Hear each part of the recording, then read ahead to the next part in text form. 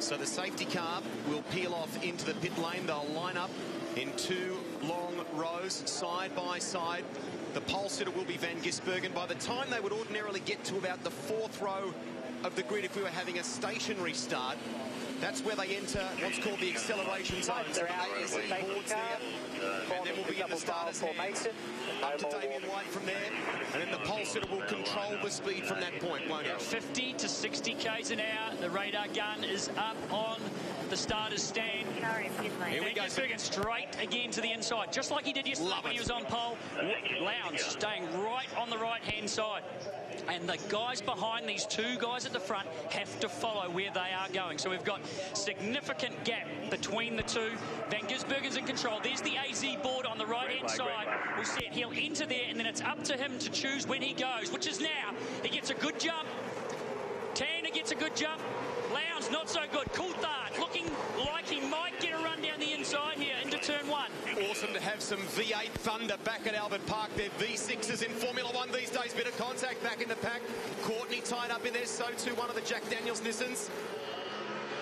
Clean through 1 and 2. Jason Bright on the outside of Tander and the run down the outside into 4. McLaughlin looking for a way. He's managed to find a spot, get into 4th spot after the start. Bright looking aggressive, looking racy. He's putting pressure on Garth Tander, who runs wide. Advantage Jason Bright in the Team BOC entry, and Caruso in the Beyond Blue Nissan gets through as well. And he could lose another one here, Tander. He's run wide, under a lot of pressure. Here we go, on board with Scott McLaughlin in the Volvo. The S60 has been just a stellar performer so far. This year we've got a big Mostert. Jack Daniels' car's got damage. There's been a sizable shunt as McLaughlin locks the left front, goes off the road. Oh, look at the damage. Poor Dale Wood in the Wilson security entry. He was here running the circuit with Mark Webber on Tuesday. Safety car's been called. Tim Shenkin has called the safety car, so the boards are out. Action on the first lap of the third race. There's damage to the back of Garth Tander's car. Smoke coming from that. One of the Nissan Ultimas has some damage too. One of the, I'm not sure if it's Rick Kelly. Need to check the number. No, it's Todd Kelly. It's Todd.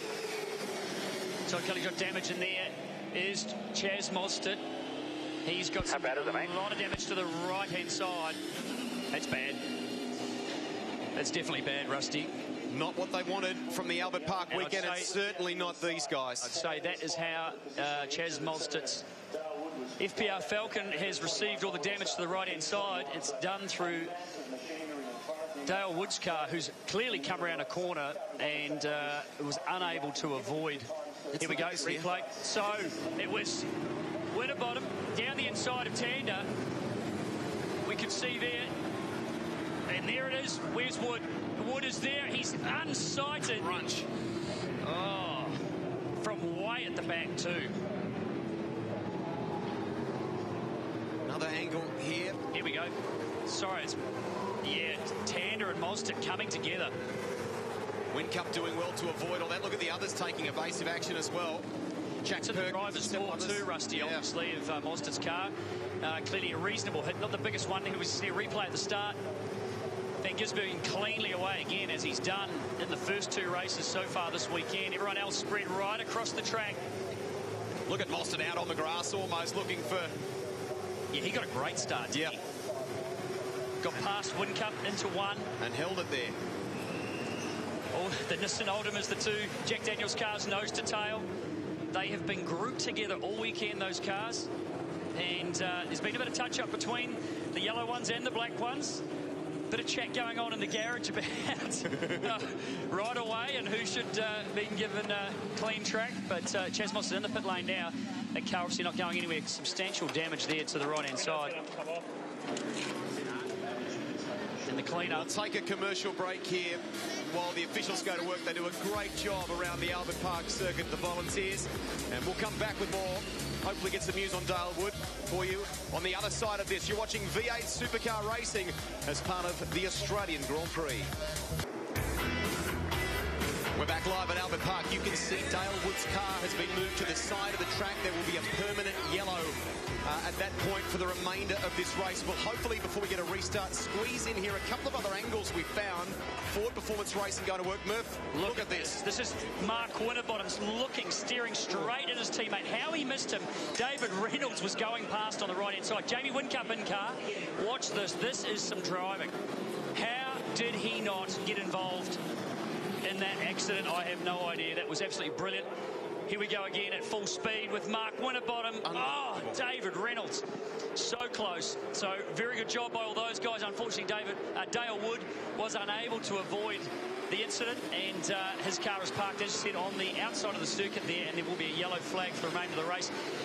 I think Jason Bargwanna could be a little bit busy this afternoon after he goes through the replays and tries to find out what actually happened there. Garth Tander involved. He's got a little bit of damage to the back of his car, but him and Mostert, Garth got wide a few corners earlier, got a couple of lost a couple of spots, and Mostert also got a run on him. So it's going to be interesting to see the outcome of that one, but not a great result there for Mostert and Wood. And Garth and Bargs won Bathurst together back in 2000. Jason Bargwanna is these days the driving standards observer. Just interesting to catch those flag shots there before.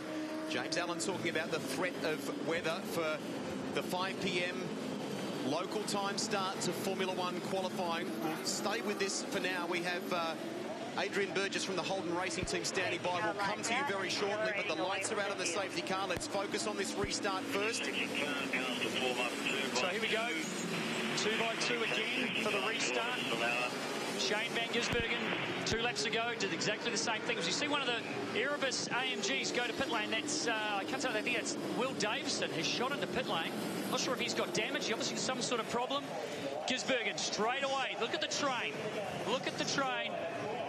Move right over to the left-hand side. The same as what we had for the start of the race, the acceleration zone. You can see the boards.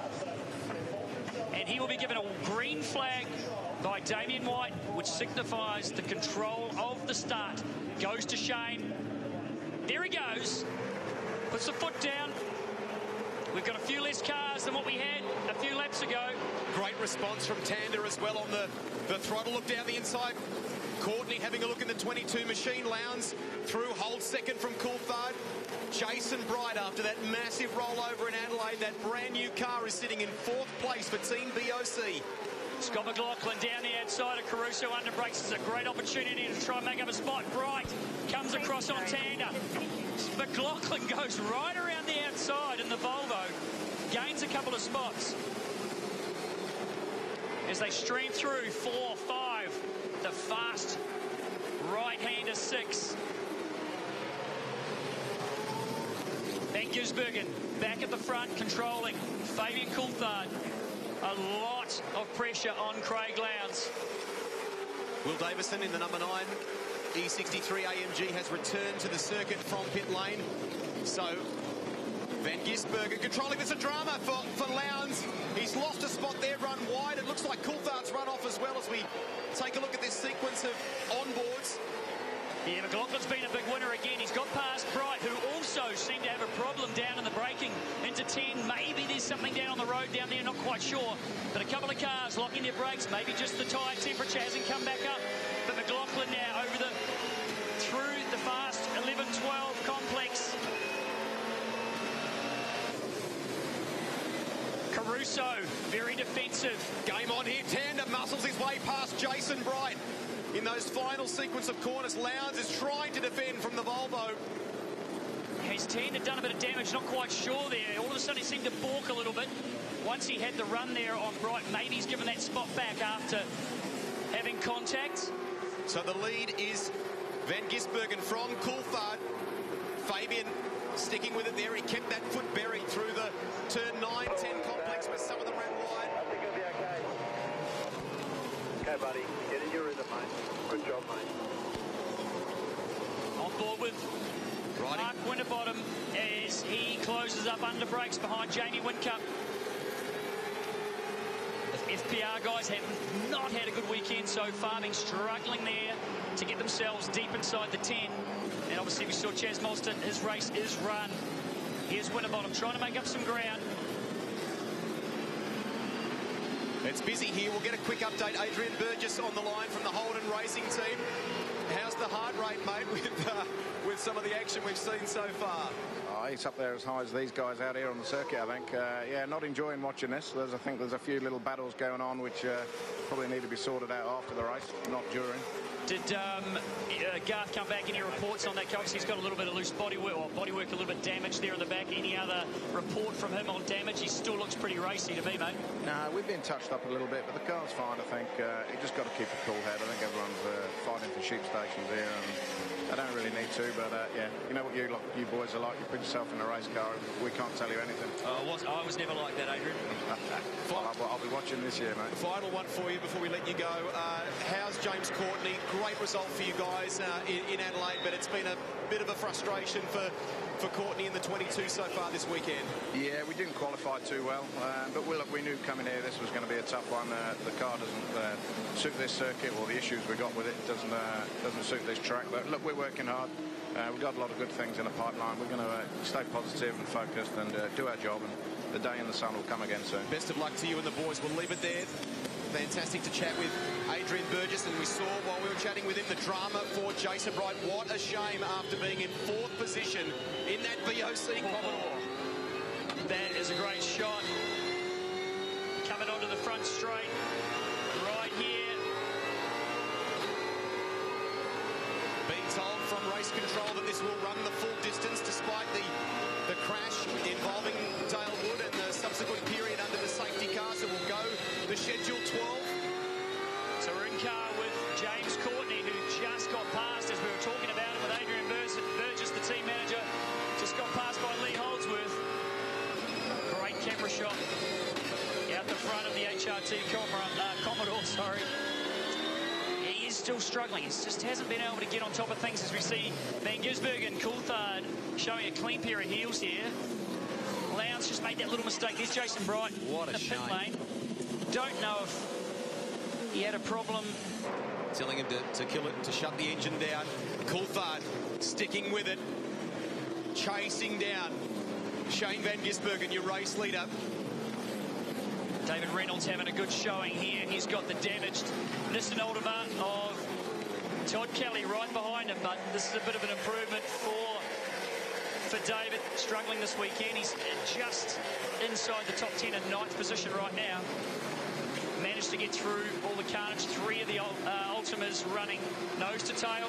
Tim Slade and the Super Cheap Auto car just behind. Fastest lap so far, a 1 minute 58.46 from Coulthard.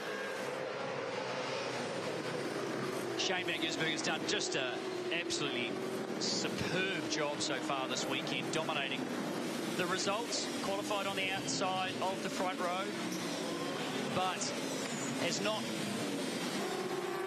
failed to lead a lap since the start of the first race yesterday. Good Performance by Steve Hallam and Jono Webb and all the crew there from the Techno squad. He's constantly in the race seat, as we were saying yesterday, whether it's drifting or the Daytona 24-hour where he raced a Porsche. Let's have a look here. This will be Lowndes using a lot of road and the grass, and McLaughlin follows him. Everyone's pushing really hard. So a great shot there of Craig Lowndes in the car control. So Courtney's got a bit of a problem. That's Dahlgren in the Volvo, sliding down the inside. His results so far this weekend on track, not indicative of what was a very good qualifying performance by Robert Dahlgren. Just outside the top 10, Murph, in what is only his second round, if you like, or second race meeting in a V8 Supercar. First time he set eyes on one was at the pre-season test at Sydney Motorsport Park just a few weeks ago. Yeah, a super tough job to jump into one of these cars. You know, very different to what he's been used to. The horsepower, the weight, the braking, all the little idiosyncrasies about a V8 Supercar that, you know, the guys with experience, you know, get that edge. So he's been up against it, but doing a great job. And, you know, we expect that we will see him move forward. Obviously, the teammate he's got, Scott McLaughlin, showing his Garth's hand are loose coming into braking there into 12. You know, he's got a great teammate to be able to learn from. You know, Scott's not that experienced either, but he's showing experience of like he's been in the sport or in this class for 10, 15 years. So, you know, a great combination of drivers. GRM. Just 1 second covered the entire field in qualifying. They have 16 Dunlop tyres for the weekend, and they're the softer variety, so we're getting a bit more movement and looking for the guys who can manage and nurse those tyres towards the end of the race. We'll grab a commercial break here, come back, take you through to the finish of the V8 Supercars at Albert Park.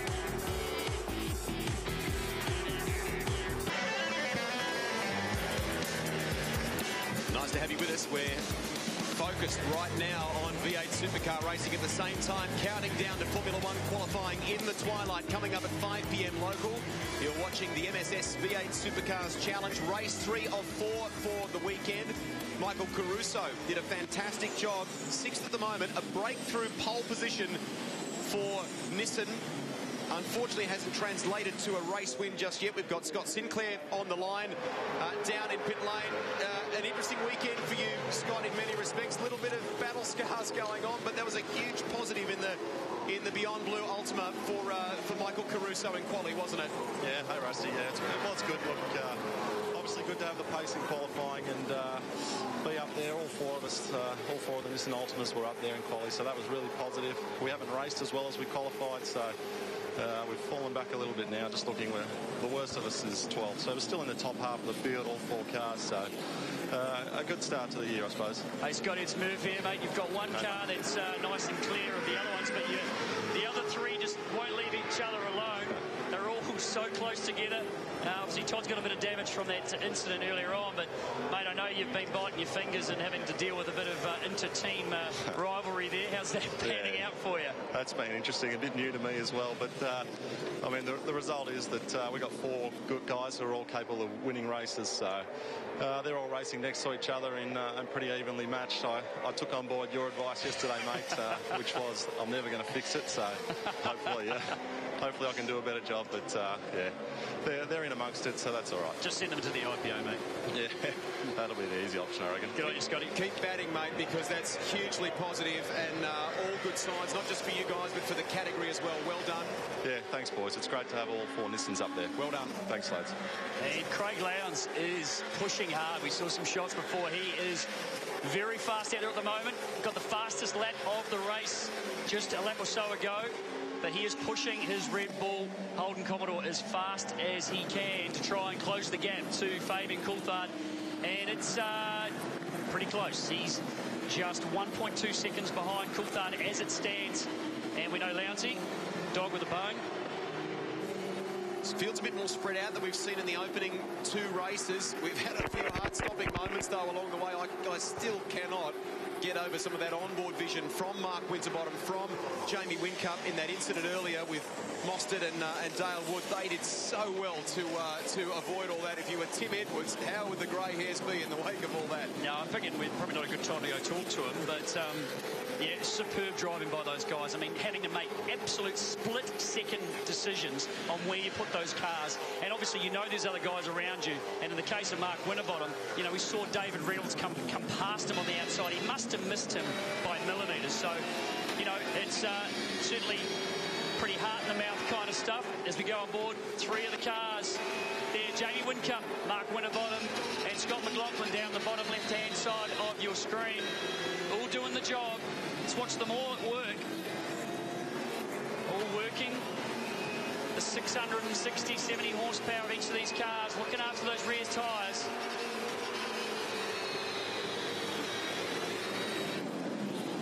McLaughlin probably looks the busiest of all of them there. Whincup with those trademark supple movements, but his car's still moving around.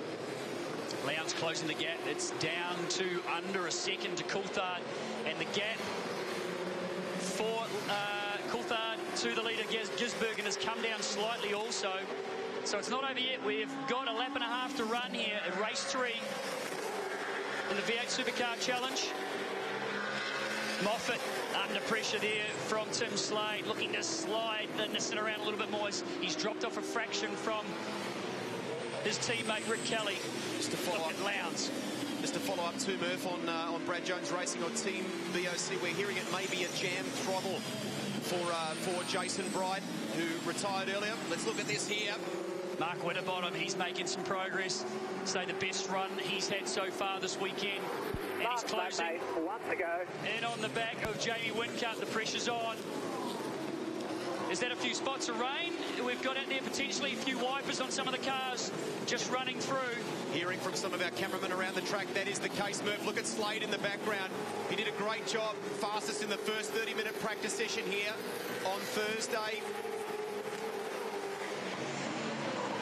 And best ever Clipsal 500 result with a 6th on Sunday in that Super Cheap Auto Commodore. But at the moment, it is Van Gisbergen who's done a superb job all weekend, and they have double points on offer for the final race tomorrow. Look at the rain.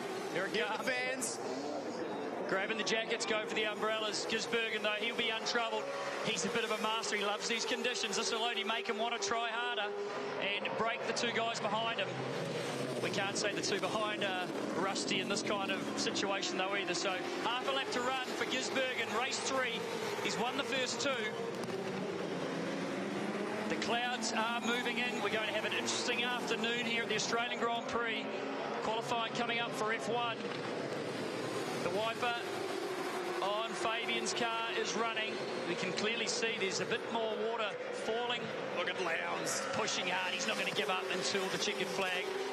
And we wouldn't expect him to either. He rebels, doesn't he? He does.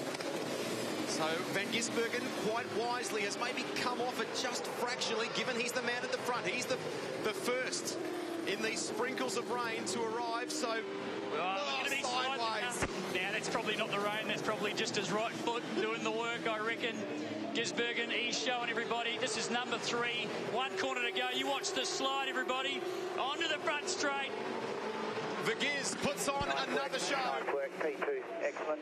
at Albert Park, and he will win 3 from 3 so far at the Australian Grand Prix meeting. One big V8 supercar race still to come your way tomorrow afternoon. Well done, Fabian Coulthard in the Lockwood Commodore, second, and Craig Lowndes pushing him the whole way. In fact, Lowndes in that final lap was some 0.3 of a second faster, so right on him. Steve Hallam and the boys from VIP, the congratulations, they're doing a terrific job. McLaughlin 4th in this one, Garth Tander 5th, but who knows what will happen in the stewards' room post this one. Yeah, it's going to be interesting. I mean, we didn't see all the vision. Absolutely. We didn't see all the angles, but certainly it was Garth Tander and Chaz Mostert coming together. And as I said, it all started with Garth getting very wide at the exit of 5 and losing a couple of spots. Rick Kelly, James Moffat, the two Oldhamers, 11th and 12th. Tim Slade pushing Moffat all the way to the finish. Nick Percat in his first year full-time in V8 Supercars. And in the back there, obviously, Jason Bright with the DNF, Scott Pye, Chaz Mostert and Dale Wood with that really unfortunate incident early in the race.